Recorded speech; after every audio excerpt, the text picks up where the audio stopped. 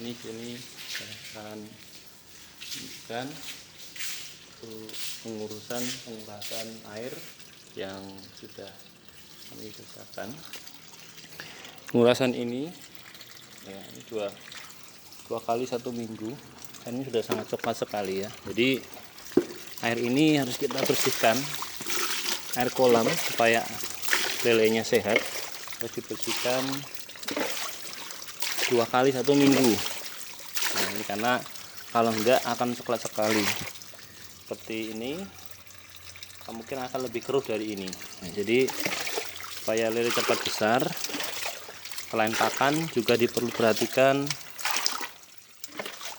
lele harus di kolamnya harus dikuras seminggu 2 kali supaya lele menjadi sehat. Jadi ini saya sedang menguras lelenya, yang saya kuras dulu.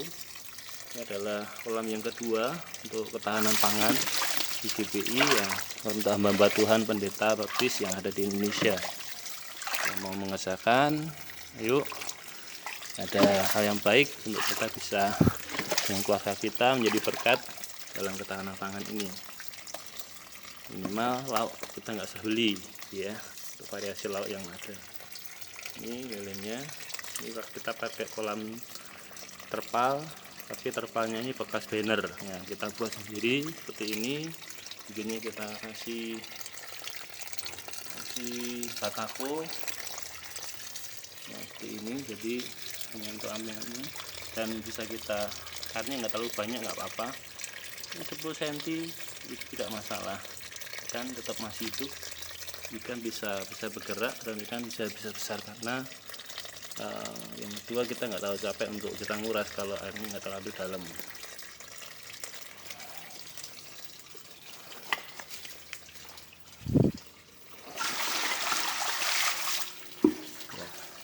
Saya ngurasnya karena tidak pakai pembuangan, jadi saya nggak lebih cepat membuatnya.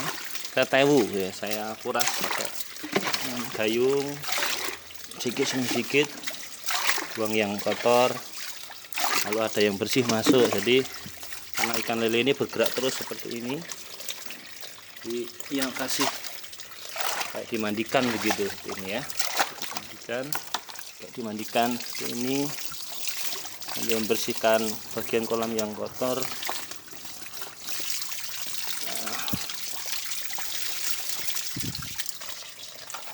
Lalu yang ini kita ambil airnya supaya air bersih yang ada di banyak bersihnya. Dan ini memang sengaja tidak kita gosok karena dengan adanya lumut di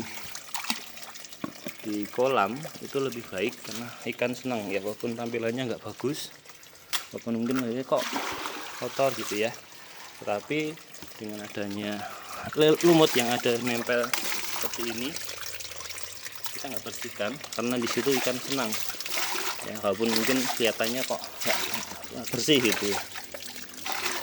Kalau kita sehat dan dia bergerak terus, air jadi gerak. Ini di atasnya kita ada sayuran sawi, ada daun cai, bawang, lalu ini beringin putih, ada tanaman hias juga kita ada. Di atasnya ada cabai, ada bencur. Nah, ini itu yang ada di atas kolam juga tadi. Ini kan.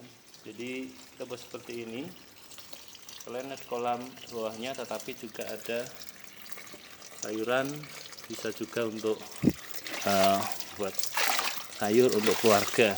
Ini ketahanan pangan yang dibuat tujuannya untuk bisa di masa pandemi ini, pandemi COVID-19 ini, keluarga hamba Tuhan tetap bisa menikmati hasil berkat Tuhan, tapi juga dengan usaha yang bisa dikerjakan, minimal bisa untuk mencukupi kebutuhan keluarganya ya, untuk kebutuhan makan di hari-hari ya, itu nambah sehingga tidak banyak pengeluaran untuk lauk dan sayurnya.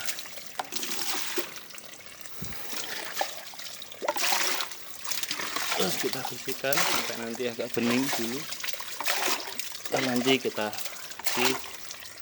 diisi mungkin hanya sekitar segini saja, jadi dari saya segini,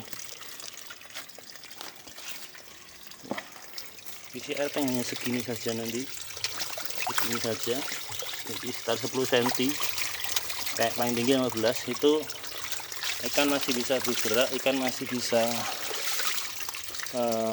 beraktivitas, ikan masih bisa berenang, dan disitu ikan masih bisa hidup. Tetapi yang penting seminggu 2 kali, saya biasanya hari Selasa atau Rabu dan Sabtu saya buat gitu, sehingga pertama kita lihat kalau ada ikan yang mati, makanya bisa kita segera buang, nggak terlalu banyak, lalu ikan jadi sehat dan menjadi ikan yang cepat bisa dikonsumsi. Ya, itu saja di kolam yang kedua di tahanan pangan yang kita buat, dan kiranya ini bisa memberkati dengan tahanan pangan yang ada. Dan mari semangat, kita pasti bisa dengan bahan seadanya, tidak harus beli, tapi dengan bahan-bahan yang ada sekitar kita bisa buat. Lalu bibit yang tidak terlalu mahal, dan juga pakan yang kita bisa modifikasi untuk bisa cepat besar, tidak menghabiskan banyak uang untuk pakan, tetapi dengan modal yang terlalu besar untuk pakan tetapi bisa hasilnya maksimal. Itu ada caranya ya, bisa ya. Oke, itu saja, memberkati kita semua.